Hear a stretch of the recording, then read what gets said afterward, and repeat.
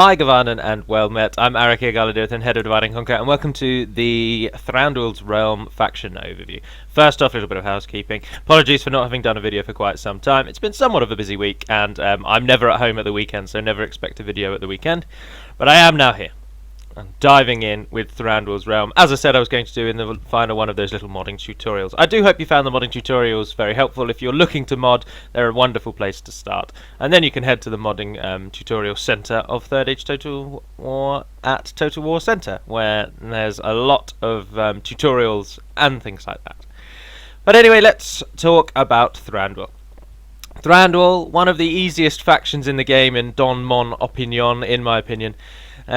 Along with Lothlorien and the High Elves, I believe the Elves to be the easiest factions in the game, and Thranduil are no exception due to their incredible emphasis on attacking power and archery. Thranduil's realm are the aggressive side of the Elves, while Lothlorien are the defensive side of the Elves. And Thranduil are also renowned archers, so obviously the High Elves are good archers, and they've got quite a good array of archers, but nothing on Thranduil's realm, who have a incredible supply of archers at their behest. Right, as you can see at the beginning of the game, from the little mini-map down here, and from me scrolling around, you only begin with two regions, Torfilin and Thranduil's Halls. Thranduil's Halls, of course, just being Thranduil's Halls, rather an unimaginative name, but that's what Tolkien gave it. And Torfilin means arrow forest, if you're interested, from arrow, which is Pillin, and Tor, which is forest, but the arrow is describing the forest, so it comes after it rather than before it, so it becomes arrow forest, Torfilin. This is where you will find Legolas, and in Thranduil's Halls is where you will find Thranduil. And that's all you've got at the game start, to be honest. Very, very little. You make about £1,000 you make about 1,000 gold, which isn't too shabby for a faction that has a reasonably high upkeep. But as elves go, you don't actually have that high upkeep, because part of the elven thing obviously is that they forage off the land, they live off the land, so you don't have anywhere near as expensive troops as, say, the High Elves or I believe the Dwarves. You're a little bit cheaper there. Starting wise, you get a couple of units in each region, but nothing particularly. You don't really start with a large force or anything like that, which is an attempt to make it a little bit more difficult, but it isn't really, unfortunately. Now, in terms of Rebel expansion, you only have two options. Sorry, do excuse me. At the end of the turn 1 auto expansion, which I know many people don't like, but it is necessary, you will find that Dol Guldur own everything up to there, apart from Enethauer, the forest just there, which means middle forest. Rather unimaginative name. Given to it by myself, though. So, but anyway, that's Enethauer. So you can take the Old Forest Road region and the mountains of Mirkwood. Those two will be rebel at the start of the game. So they are viable options. Or you can head north and try and get Witherboard before the dwarves do. However, that's no, you can't do that either. Witherboard is taken in the dwarves turn 1 auto expansion, which leaves your only option as taking the mountains of Mirkwood and then potentially the Forest Road region. So there are no other rebel provinces around the realm of Thranduil. You've got the Misty Mountains here and the Anduin there, and you're surrounded. And that leads you on to talking about your neighbours. So you've taken the one rebel province that's available to you, so what do you do next? Well, you can head east and betray Dale, who you can just see one of their forts there. This is the Long Lake, Esgaroth is in the centre, and Dale's at the top. You can head northeast and betray the dwarves if you wish. You can head west and betray the forces of Anduin, who reside in the Vales of the Anduin, up all the way along the length of the river down to Rhosgobel, which is just here. Or you can attack one of your two enemies. To your north, in the region of Dane's Halls, are the Orcs of the Misty Mountains, and then heading west to Gundabad and then down the mountain range. Or you can head south, which is the best option, and begin your siege of Dol Guldur, bringing down each region as you go. You'll find that because of your superior archers, almost nobody can stop you. You lose very few casualties each battle. If you're not training archers, you're playing this faction wrong. Or indeed, if you're not training archers, it's because you want this faction to be a little harder, because you're not very good in melee. You've got very high attack in comparison to Lothlorien, but you're still not a particularly heavy infantry faction. So in actual melee, Dol Guldur will have some units that will absolutely trounce you. But when it comes to archer fire, you are unmatched.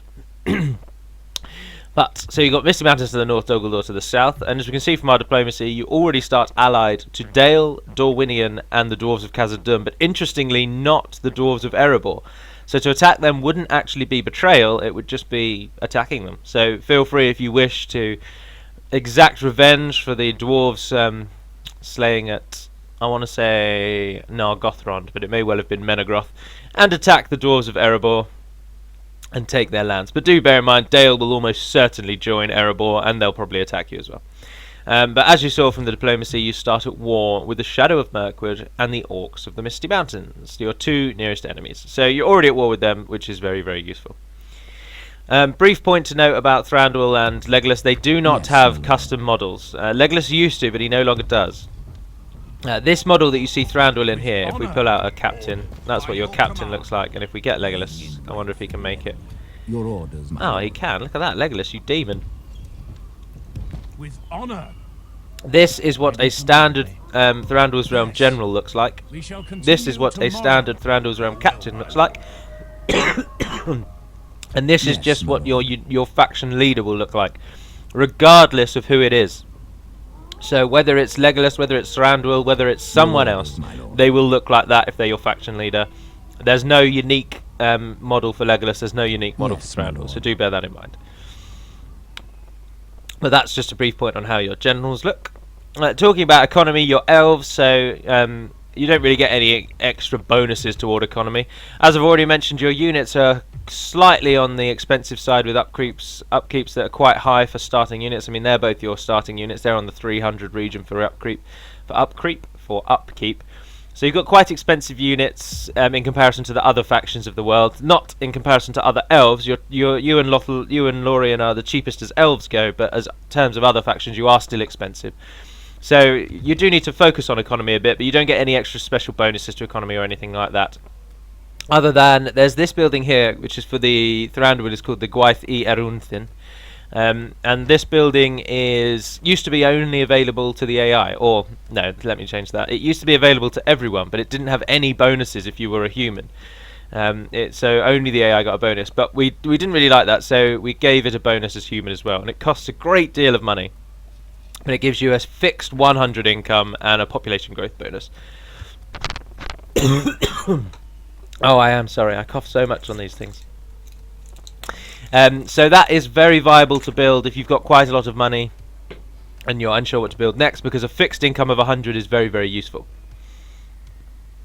Otherwise, you've just got your standard buildings, markets, farming, and the like. You do get mines, obviously you can build mines in certain regions, so as usual with economy, if you're struggling, always try and head for a mountainous region, because they always have mining available, and mining is one of the best ways to make money. But otherwise, you've not got any special bonuses to economy or anything like that. Right, in terms of construction, as you are an elven faction, you cannot upgrade any castles at all. You can't upgrade a Motte and Bailey wooden castle or a normal castle. There's no upgrading at all. However, you can take your towns to the highest level possible, which is large city. So you can upgrade your towns, but you can't upgrade your castles. And in terms of guilds, you get the Dance Guild, which is a unique elven one, which just gives you experience bonus to your troops and an experience bonus for archers. You get the plant preservation presentation. The Gwaith e-Hûdoll is the master one, and the Gwaith e-Hûdoll is the normal one. Brief note about Sindarin: whenever you see a Y like that, it isn't pronounced Y, like it wouldn't be like Erin or anything like that. It's pronounced as if there were two O's there, so it's Erun Thin. So just a little brief point on Sindarin. But that, whilst it's listed as a guild, is available all the time. You don't have to get any guild achievements. And then finally you get the Warriors Guild, Bladesmith Guild, upgrading your melee bonus as the Warriors Guild always does, and it upgrades to a Master Bladesmith Guild, which just gives you, as usual, an experience and morale bonus. So you get a few guilds, so that's not too bad. You're one of the few factions that get the Theatre and the Conservatorium. Although that probably should be changed, because I'm fairly certain the Conservatorium is probably the Latin or the old Roman name for it, and nowadays I doubt we call them conservatoriums. But anyway, by the by.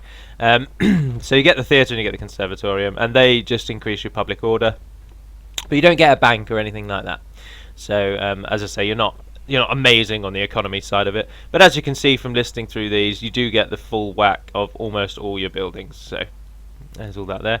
If you do get a chance, have a brief read of the description of your town hall, because it's one of the ones that I've written from scratch. Because obviously the elves wouldn't really have what we would consider a town hall. They're not going to have a meeting of all the town's boring old farts and wealthy people sitting around deciding how everyone else is going to live. They'd have a much more grand affair. So I've renamed all of those from scratch, and they're all called the Hall of something. So that's your building. Now, in terms of scripts, Thranduil's Realm have one script. I'm sure you're all aware of it. It is called the Elven Alliance script, and it will kick in as soon as you make an alliance with Lothlorien. So you have to actively seek it out, otherwise you won't get it. So if you don't watch this, let's say someone didn't watch this video, they didn't hear me talk about this, they would not know that they can get this alliance with Lothlorien until they sent a diplomat and tried to ally with them. And so if you don't ally with them, you don't get it. But all you have to do is, once you've allied with them, after a certain number of turns have passed, you'll get a message telling you that a messenger from Lothlorien has arrived. Interestingly, if you spot that the messenger, when you play as Lothlorien, the messenger is called Lazgulol, Lazagol, and his name is just an anagram of Legolas, which I thought was very funny. I don't know who wrote the Elven Alliance script. It was written before I joined. But anyway, you'll get a messenger telling you that a big army is coming from Dol Guldur, and Lothlorien are just here to warn you because they feel that they should do, as you are now friends. So you then get the option of either saying, right, we need to gather as many troops as we can, and then you'll get an army of troops dropped into Thranduil's halls to help you. Or you can say, no, we've got enough troops on our own, because bear in mind the troops that you are given will not disband after the script. So if you are already losing money and then you get 8 units of elves, you're going to lose a lot of money. So do bear in mind that it will hit your economy. You will then be attacked by a large army from Dol Guldur that you cannot get away from. As in, it will attack you, it will siege you, and then the next turn it will actually attack you. In previous incarnations, it used to attack you, siege you, and then it would just run away and it would head back down to Dol Guldur because it would be needed elsewhere. But now it will siege you and then it will immediately attack you the next turn. So once you've beaten that off, you then get the option of convening a council with the elders of Lothlorien. And essentially you can then just decide to team up with Lothlorien for the better of the elves, or you can ignore Lothlorien and go it alone. Now, the only issue is that if you choose to go it alone, there are no bonuses. You don't get any advantage from choosing to go it alone, so I probably do need to look into that. Actually, I'll make a note of that. But if you side with Lothlorien, you then get to build a building in Thranduil's halls and Dol Guldur if you take Dol Guldur, and Caras Galudirithon if you relieve Caras Galudirithon. And you get to build a special building which allows you to train just a small spattering of Lothlorien's units. So it's not going to give you their entire roster, but it just gives you a few units that fill gaps that you don't have. So you'll get a few defensive units to help you hold the line, and you'll just get some of Lothlorien's more unique units. And it's the same for Lothlorien, but obviously I'll talk about that in their video. I won't tell you which units you do get, because I do like to leave a little bit of surprise to the mod. But rest assured that you get some pretty funky units. And that's the Elven Alliance script. So once you've chosen to ally with them, then that's it. The script ends, and you just get to build this building and train a few Lorien units in your army. And that is, in days gone by, the script used to, instead of give you a building that you trained the units from, it would periodically just give you units from Lothlorien. So that was the choice, was either accepting units just given to you, or not having them given to you. So essentially it was, do I want to take the monetary burden, or do we just stay it with our own troops? However, often you would get the troops so frequently, or we toned it down so they weren't that frequent, but they were still quite strong. So even though you started to lose money, you'd get 4 like elite units just dropped out of nowhere. So the campaign became even easier. So that's why we opted for the build your own troops. But I'll have a look into it, and I'll try and think of something to make there as a bonus if you choose to stay it alone. We'll worry about that later. It'll probably just be a fixed income bonus. But right, so that's all the scripts. The garrison script, sorry, actually, to finish the script section, the garrison script will only work for Thranduil's halls. All elven factions only get the garrison in their capital, and you are no different. So Torfilin will not get a garrison, but Thranduil's halls will. The only other garrisons that you as the elves can get are the ones which obviously no one owns, any region that's outside of a capital region. No, I've lied to you. The elves do not get a garrison anywhere but their capital. So you will get one in Thranduil's halls. If you retake Caras Galudirithon, you'll get one there. If you retake Imladris, you'll get one there. And if you retake Mithlond, you will get one there as well. But you will not get garrisons anywhere else, so you can't rely on them anywhere but your capital. However, your garrison units are perhaps the best garrison units in the game. So if an invasion is called on your capital, rest assured that you don't need that many troops to defend it, because you will get quite a large garrison of very strong and elite. Well, not elite. They're elite compared to other factions, but they're not elite compared to your faction. Right, final tips. Tips and difficulty. As I've already mentioned, Thranduil's Halls are one of the easiest factions in the game. It's not very difficult. The Orcs of the Misty Mountains will not attack you. They have so many enemies, you are not high on their list. So you can make peace for them and do the little cheat where you sell them peace for a lot of money if you're inclined to play that way. I don't like to do that because I consider that a little bit cheating, but you can sell them peace if you wish. But your best bet as Thranduil is, as I've already mentioned, archers. As we'll see in the second part of this video, we'll cover all the archers there. And you want to train as many archers as you can, and then just push straight for Dol Guldur, because as soon as you have taken the forest and reclaimed the Mirkwood, then you have no immediate enemies until Mordor start kicking up a fuss. And Dol Guldur is a very good moneymaker. It renames itself to... I do know. It means Naked Hill, Bare Hill, Amun something. I can't remember what it is. But anyway, it renames itself once you take it. And Dol Guldur's a solid moneymaker, where you can also train the Alliance troops if you need. And there's also a unique unit that you'll see in the other half of this battle, this video, which is only available in Thranduil's Halls, Dol Guldur, and Caras Galudirithon. So again, it's a good one for unit production. And because it's a castle, it's also better for unit production anyway. And it's a wonderful staging ground to then begin your marches across the Dead Marshes and across the Brown Lands and into Mordor. At the game start, this is a long campaign. As you can see, you've got to hold 30 regions, and you've got to defeat the Shadow of Mordor, the Shadow of Mirkwood, and the Orcs of the Misty Mountains. So whilst you do have to defeat the Orcs of the Misty Mountains, it's so simple to defeat them as the elves, because your homeland is safe. So you're only ever attacking them. But it is quite interesting, and twice now in the numerous times I've played Thranduil, it's quite fun to beat the dwarves to Dane's Halls, because Dane's Halls is a wonderfully fun battle map, and I can't recommend playing there enough. So if you take Dane's Halls, you can cut the dwarves off, then try and get an alliance with them so they don't backstab you, and then you've then got free range of the entire mountain range, and you don't have to worry about the dwarves getting in the way. And the mountain range is good because every single city in the mountain is a unique custom settlement. So it's quite diverse, taking the Misty Mountains. It's quite fun. So those are my tips. Either cut off the dwarves and then ally with the dwarves and take out the Misty Mountains, but you will then have to defend at the Mountains of Mirkwood quite a lot. Or push immediately for Dol Guldur and get them out of the game before you have to worry about the Nazgul, who will attack you a lot.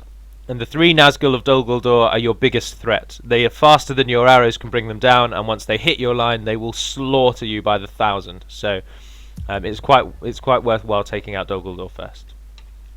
And that's the best way to play Thranduil. So I hope that first half's been good. Let's dive into the second section and take a look at their units. Thranduil's realm don't get many cavalry. You get 2 units of cavalry, and one of them is only available in your capital, Dol Guldur, and Caras Galudirithon. The other one is available everywhere, but they're not really very good. So you can't really rely on cavalry. You're not a cavalry faction. Your general doesn't have cavalry as his bodyguard. So you just don't really get cavalry at all. As you can see from the overview video, the overview look here. Additionally, as you can also see, you just don't get that many troops. This is your entire roster apart from your siege equipment, and as you can see, it's just not very big. Now, brief note on the unit models: this unit here, this unit here, this unit, and this unit are all the model that you may recognise from the old Lothlorien. They are just placeholders. Baz has I've seen the base of the unit that Baz is creating, and it is so close to completion, but there's just a few little tweaks left that unfortunately he's not been able to do due to real life issues. But he sent the unit over to us, and Zarathos, our unit modeler, and Hummingbird as well. That together they rigged the unit, so it came to us with like the arms separate and the feet separate and the body and the head separate, and they rigged it all together and put it into a unit and sent it back because Baz had all the textures and stuff. But that's that's the last we've heard of it. So, and that, however, was actually months ago. We were delaying 0.15 because we wanted to get the elven units that you all know from the Hobbit movie. We wanted to get them in the game, and they will replace those 4 units for Thranduil. They are the Hir Enek, the Hir Ilang, the Hiri Beng, and the Masters of the Elder Council. They will replace those 4 units, but they were taking too long, so we released 0.51, and since then we haven't heard a peep anymore. So we're unsure when they will be out, but I've seen the work, and it is so nearly done. But anyway, let's take a look at Thranduil's roster. So let's move everyone over there and do as we normally do, line them up. Now you don't really get militia because your elves, like your militia, are better than most other factions' units. Let's group them up. The next tier are these and the horse archers, I believe. And then all of these are your upper elite. You're quite an elite faction, as you can see. The Pathfinders are a little earlier on. The Elder Pathfinders, brief story about them. They were going to be stag riders, which I know some people would have absolutely hated, some people would have loved. I personally thought it was quite cool, and I was in favour of it. But I was aware some people would have moaned about it. But there was an issue with them on stags. Zarathos created a stag model, and it was based off of a camel. But it was edited and it looked like a stag. But then there was an odd bug where they wouldn't attack. So the stag charged into battle, stayed in battle, and then they just didn't attack anyone. They just stood there till they died, and we couldn't figure out what it was. So we changed them to use this Elder Horse model, which, to be honest, I think looks insane, and they look really cool. I really like the mix of the sort of heavily armoured horse combined with the light armoury look of the riders. I like them a lot. But anyway, these are your 3 distinct tiers. There aren't any middle tiers. And these aren't considered militia. These would be medium. These would be other factions, essentially lower elites, and then these are better than most other factions' elites. But we will start at the beginning. As I've already mentioned, Thranduil are an archer, as you can see from the numerous amounts of units that shoot arrows. Over half your army, by the looks of it, are archers. But you're also an attacking heavy faction, so your defense is not particularly high for elves, but it is very high for other factions. So you really are bosses. You can do what you like with the elves, and you won't really ever struggle. But at the start of the game, the first 3 units you get are a defensive unit in the Spearmen, the flanking or the strike unit in the Woodland Warriors, and then Woodland Rangers are your first archer unit. But as you will be able to see from here, their missile attack is 8.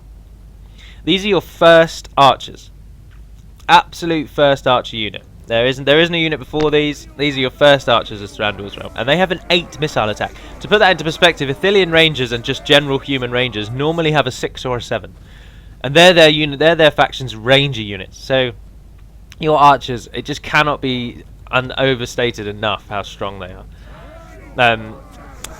They can sharpen stakes, as you would expect. All the elves are adept at hiding in woods, but you don't have any that can hide anywhere apart from the Hini Dower. And as they are elves, they often have good morale for even at this lower tier, and they always have excellent stamina. Obviously, thousands of years of running around, you'd probably develop quite good stamina. Their defense, whilst not being amazing, is quite strong for a melee archer unit. Most factions militia archer units, start at around 5 or 6 defense, but you're in at 9. Bear in mind though that 5 of that's defense skill, so if arrows are flying against these, they're dropping quite easily. As much as I moaned at Infidel, that's very useful information to learn, that the defense skill is actually calculated when your unit is shot with arrows. So thank you very much, Infidel144, for telling me that that was useful, and I may have overreacted. But anyway, so the Woodland Rangers, melee attack of 8, which is incredibly good for an archer as well, but nothing really in the charge to speak of. Next up are your Woodland Warriors. Now these are the aggressive militia tier units. So attack of 9, a charge of 5. So you want to flank with these guys. They have got a 13 defense, so they can hold the line a bit, but they won't be able to hold the line as well as your Spearmen, who have a 14 total defense. They have the same shield as their neighbour. They've both got a 3 shield, but they've just got a higher defense skill. Their attack is 7, so not as good, but they have the same charge, so these two units can sort of be used interchangeably. But as a general rule, Spearmen are better on the defense, to do with their animation and to do with just the Spearmen themselves. So these are the defensive, these ones will be flanking around the side, and then you've got your archers to support. Alright, and then your next tier are a bit more unique. First of all, you've got Woodland Sentinels. These are your next archers. So better melee, better missile, better defense. Again, adept at hiding in woods, flaming arrows, reliable in woods. They're a ranged unit. Almost all the elves get a bonus in forest, snow, and a malus in desert. So there's no negative or positive from fighting in the grass, but they do get a bonus in forest and snow. Well, Thranduil's realm certainly do, because the mountains of Mirkwood and their proximity to the Misty Mountains and whatnot. But anyway, so there's your middle tier archer unit. They're just a solid archer unit. Accuracy is always quite good for elves. It's always better than elves. Always have the best accuracy at each level in comparison to other factions. They've got 26 missiles. The range is 190, which is nothing to scoff at. Their range is 170. Other units that would be at this tier would likely have a 150 range. So elves are always more accurate with a longer range comparatively at each level. The next unit in this sort of middle tier are Woodland Wardens. Now these are your only javelin unit. These are the first of your 2 javelin units. And they get a solid missile of 12, which is very good for your first javelin. Most first javelin entries are at 9, and then the elite is at 12, but these go in at 12. But once they've thrown their javelins, they are very good melee infantry. 11 attack, 15 defense, they can hold the line, they can attack, and with their 5 charge, they'll also be quite good at taking the enemy down. Because they've got javelins, they've got a bonus against all forms of mounted units. So these are also your Oliphant and cavalry killers, but only with a javelin, do bear that in mind. The next unit up are the Marthur Ithawar. That means, interestingly, that also means Woodland Warriors. So they share the same name as that first unit, but just a Sindarian equivalent. Maithur means warriors, Ithawar means of the Wood Elves. And these are your first effective against armor unit, I believe. Yes, they are indeed. So these are your armor. These are bring down your enemy's armor. These are your troll slayers, for one. And they're also very good against the heavily armoured elites of Dol Guldur. But in addition, they're also just incredibly good. A charge bonus of 8, which makes these your best strike infantry, because of their 8 charge, 13 attack, coupled with the effective against armour. And then they've got a 16 defence to hold up once they have attacked. So they're not like a strike in, pull out, strike in, pull out. They're a strike in, and then you can leave them there, and you can rest assured that they will be fine. So very, very good units, but as I've already mentioned and I will say again, Thranduil's Realm are quite expensive, so do bear that in mind. Next up are your Woodland Horse Archers, first of 2 archer units. These are not very good once they fire their arrows, but again an 8 missile attack, same as the Woodland Rangers at the base. Their secondary attack is 10, which is written there. I don't know why it's written there as well. I'll just omit that. A lot of missiles, which is characteristic of horse archers. But their defense is only 10, so they're very susceptible to arrow fire, and they aren't very good in prolonged melee once they've fired all their arrows, so do use them sparingly. They're best used away from the battle to rout units and things like that. Your mainline cavalry unit, or your more elite cavalry unit, are the Elder Pathfinders. Amun Lank. It was there, I just couldn't remember it. Amun Lank means Naked Hill or Bare Hill, and that's the name of Dol Guldur before Dol Guldur was there, and it's the name of Dol Guldur after Dol Guldur has gone. But anyway, these are only available in Thranduil's Halls or Amun Lank, as it says. They get a bonus in grassland and forest because they're cavalry and they're elven cavalry. They again adept at hiding in woods. They frighten nearby enemy infantry, which is a nice little bonus. They've got a 19 defense, which is good for a medium tier unit, very good for a medium tier unit, but no shield, so do bear that in mind. They don't have a secondary attack, so their initial attack is their attack. But their charge bonus of 12 and attack of 12 makes them very, very strong indeed. So they're very, very good charge cavalry. You charge them in, and then you can pull them out and charge them again. But they can also stay in prolonged melee if you wish it, with their pretty cool looking spears. I will also edit the files to make them good against cavalry, because I like spear cavalry to be good against cavalry. So they will also be cavalry killers, but that will be in 0.6 or 5.2, whatever we call it. Alright, that's on my little notepad. Alright, and then we come to our elites. Your elites consist of the 4 mainstream, or the 3 mainstream elites, so spear, sword and bow, and then you get the little additions at the end there. With that, the Masters of the Elder Council are your General's Bodyguard. They may be nearby.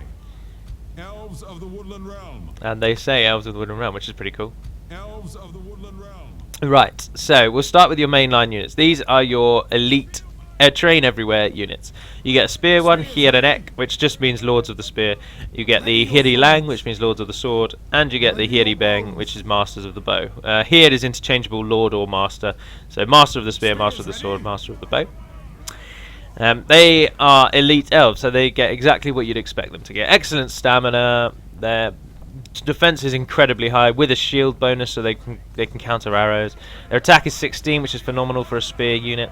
Obviously they're good against cavalry and any mounted units. They've got excellent morale, but they haven't got locked morale, so they will run if the battle seems to be going ill. But they're the defensive equivalent at this upper tier. And then you get the Hiri Lang. These are the aggressive equivalent. A 9 charge, which is very good. Attack of 18, which is phenomenal. Their defense is 22, which isn't as good as them because obviously they're more defensive. The spearmen are more defensive, and the swordmen are more aggressive, as you can see straight away there. Higher charge, higher attack, but less defense. And then very similar stats otherwise. Well, in fact, exactly the same stats. These aren't good against cavalry, but they do get a bonus against the black mounts of the Ualairi, which are the Nazgul. So they get a bonus against the mount that the Dol Guldur use, I believe, because I think Dol Guldur, yeah, you get a bonus against the bodyguard units that are used by the Nazgul for Mordor and Dol Guldur, because they share the same horse. So they get a bonus against those units. So they are very good at bringing down the Nazgul when the Nazgul do arrive. And then you get the Hiri Beng. These are your elite archers. So 20 defense, which is very good for an archer. Their melee attack is 13, so they're dependable once they've run out of arrows, and their missile is 10. That is phenomenally good in DAC. Accuracy is very high. They're pinpoint and 210 meter range with 32 missiles. Again, they get a bonus against Nazgul. So your 3 elite units are the best way of dealing with enemy Nazgul. They are your best hope, shall we say. As you can see from this unit, I should probably just show you so that if you're in the battle, this is what your captain looks like. Now he shares the same look as the 2 officers that every unit in this faction has. Mostly that's because that unit I think looks awesome, but also because there isn't really a good alternative. So he shares the same look as those 2. The general will look different, but the captain shares that look. But it's not that much of a big deal, obviously. Right, the next up are the Elder Council. Again, they've got quite an interesting read if you fancy the read. These are your elite javelin troops. Again, they can hold up in melee, but they're nowhere near as good as even the archers of the Arachír units. Somewhat vain. If you read the description of the Hiri Lang, it says that they are they've become known colloquially as the Arachír or High Lord units, and obviously that is just me putting my name in there. But these units aren't as good as the archers of the Arachír, but they do have an incredible attack. I'm looking at the wrong thing. Ignore that. They have an 11 attack, which is good, but not as good as the Arachír units. But their missile attack is 14, so their javelin will do a lot of damage before they go down. And their defense is good enough for them to stay in battle for quite some time. Now the bonus you also get with these is that they're effective against armor. Once they've used their javelins, they are effective against armor. And they then use a sort of 2-handed poleaxe spear thing, which you can see on their backs at the moment. So they become sort of spear units when they've changed out. I must make sure that they also need to be good against cavalry because they've got a spear, but I don't think that they're currently listed as being good against cavalry. So I'll edit that as well. So they're very, very good javelin units, but ideally if you can use the Arachír instead, do use the Arachír instead, but they are slightly cheaper. They also look pretty cool. I really like their design. They're quite unique in the rest of the army. Here's your Masters of the Elder Council. These are your bodyguard. As you can see, there's half the number of these, well, a third of the number of these as there are the Arachír. And to reflect that, they're not as good either. We didn't want the elven bodyguards to just be able to absolutely annihilate everyone, so we reduced their number, and they aren't as good as your mainline Arachír units. Except they have a better armor. So they've got the armor level of the spear unit, but they've got the attacking level of the Elder Council just next to them. So they are obviously very, very good. They're better missile attack, but they're just not as good melee or charge as the 3 Arachír units. So they are up there in that tier, but they're just a bit more unique compared to those 3. Right, the next up are 2 AOR units. The first are the Elder Guard, and the final are the e-Hûdoll. Now, Elder Guard are very unique, and these will also take the look of Baz's new elven units once they're available. Ideally, these will be the guards that you see standing next to Thranduil on his throne and around the throne room. But these are only available in Thranduil's halls and Munlank. They are incredible archers with an 11 missile attack, second highest arrow value, 18 melee as well, very, very fierce in melee. Again, they get a bonus against the Nazgul, but they aren't effective against armor, so they don't have that bonus. But they have an axe and a shield after they've dropped their bow. They've also got a very, very good defense. These units are incredibly good. They've got the attack and defense stats of the Arachír Echen Lang. But they're better archers than the Beng, so they're just all-round incredible. But they're very rare, they're quite costly, and they're only available in 2 regions, so you won't see that many of them. I believe that Thranduil's bodyguard are the Elder Guard at the start of the game, and Legolas's bodyguard are this unit just here, the e-Hûdoll. You may have heard me talk about these quite a lot because I absolutely love them. They are the best archer units in the game, bar none. This is due to they have the highest missile attack of any archer. They have the longest range of any archer. They have more missiles than any archer. Their accuracy is exceptional. It's absolutely phenomenal. They're one of the only units which has that accuracy level. They get a bonus against elephants and oliphants and the Nazgul because they are so accurate that they can bring these things down. But they don't get a bonus against cavalry. They're just incredible against cavalry as it is. They can hide anywhere, which I find remarkably useful. Some people don't, but I think it's incredible. I think they also look really good. Now the downside is that when it comes to armor, they're not very good. As you can see, their defense is made up of 10 defense skill and 7 armor. This means that if they are being shot at with arrows themselves, they'll drop like flies. They're not designed. The part of the reason they've got such a long range is that you can keep them out of the enemy range and you can keep firing with them, but don't take damage with them because they have got poor armor.